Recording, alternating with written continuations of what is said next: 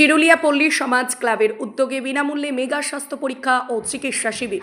গ্রামীণ মানুষের বিনামূল্যে স্বাস্থ্য পরীক্ষা ও চিকিৎসা পরিষেবা পৌঁছে দেওয়ার লক্ষ্যে বিশেষ উদ্যোগ গ্রহণ করল চিরুলিয়া পল্লী সমাজ ক্লাব।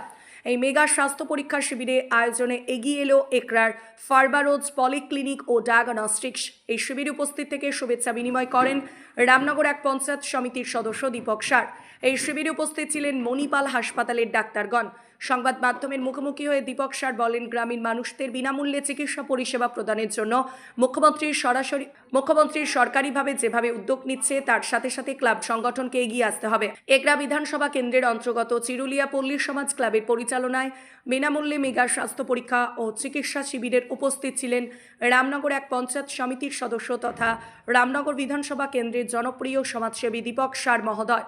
উপস্থিত ছিলেন এগরা এক পঞ্চায়েত সমিতির প্রাক্তন সভাপতি রেখা প্রধান, বিশিষ্ট সমাজসেবী ইন্দুভূষণ প্রধান সহ কমিটি সকল সদস্য, আমন্ত্রিত অতিথিগণ।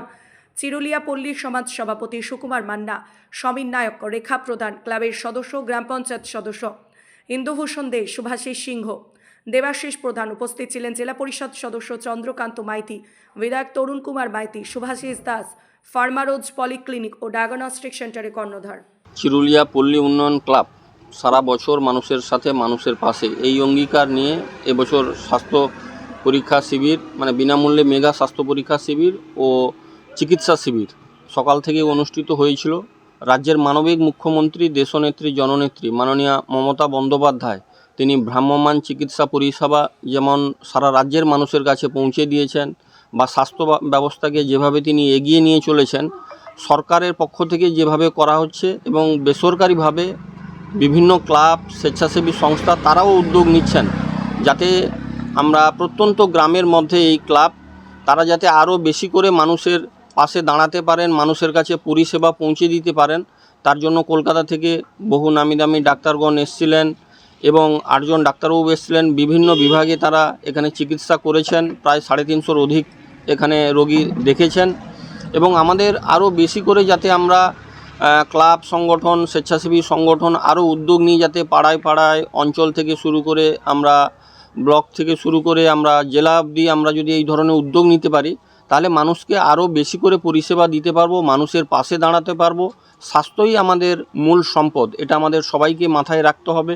এবং বর্তমান দিনে শিশুদের দিকে লক্ষ্য রেখে তাদেরকে আরও বেশি করে আমাদেরকে খেলাধুলায় আরও তাতে আগ্রহ বাড়িয়ে তাদেরকে যদি আমরা খেলার মাঠের মধ্যে ফিরে নিয়ে যেতে পারি তাহলে তাদের আরও নিরোগ শরীর হবে এবং তারা আগামী দিনে আগামীর ভবিষ্যৎ, জাতির ভবিষ্যৎ, দেশ গড়ার কারিগর, তারা তাহলে আরও সুস্থ থাকতে পারবে।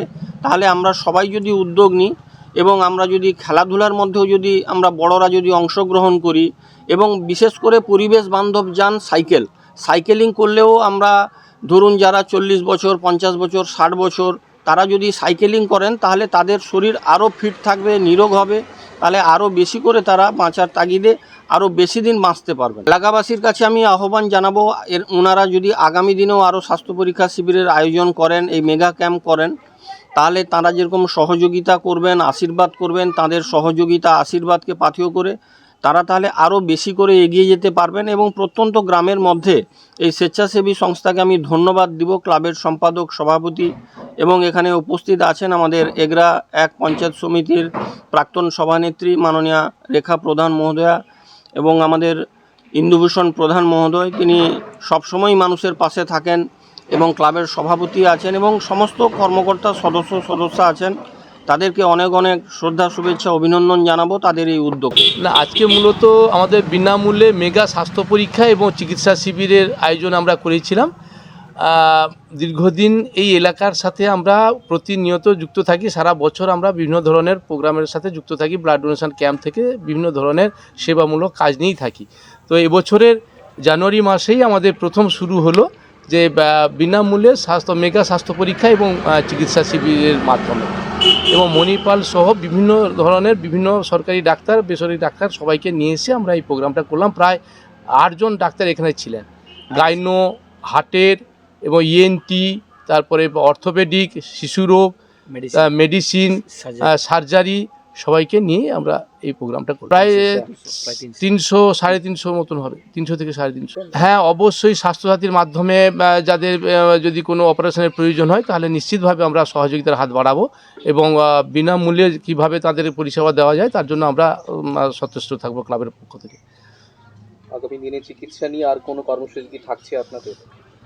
হ্যাঁ, অবশ্যই তো থাকবেই। আমাদের পরবর্তীকালে সরকারিভাবেও নানান ধরনের কর্মসূচি এখানটায় হয় এবং সামনেই আমাদের উপস্বাস্থ্য কেন্দ্র, এই স্বাস্থ্যকেন্দ্রের মাধ্যমে পরিষেবা মানুষ এখান থেকে পায় এবং আমাদের সরকারি যে ভ্রাম্যমাণ চিকিৎসা শিবির কিছুদিন আগে হয়েছে, এখানে মানে ভ্রাম্যমাণ স্বাস্থ্য যেটা শিবির আমাদের মাননীয় মুখ্যমন্ত্রী মমতা বন্দ্যোপাধ্যায় যে কর্মসূচি ঘোষণা করেছিলেন সেই কর্মসূচিও হয়েছে কয়েকদিন আগে, 7 তারিখ গত 7 তারিখে আমরা সেটা করেছি। এখানটায় আমরা অত্যন্ত গর্বিত এবং আনন্দিত যে তিনি হাজার ব্যস্ততার মধ্যেও আমাদের ডাকে সাড়া দিয়েছেন, এতেই আমরা আনন্দিত এবং গর্বিত।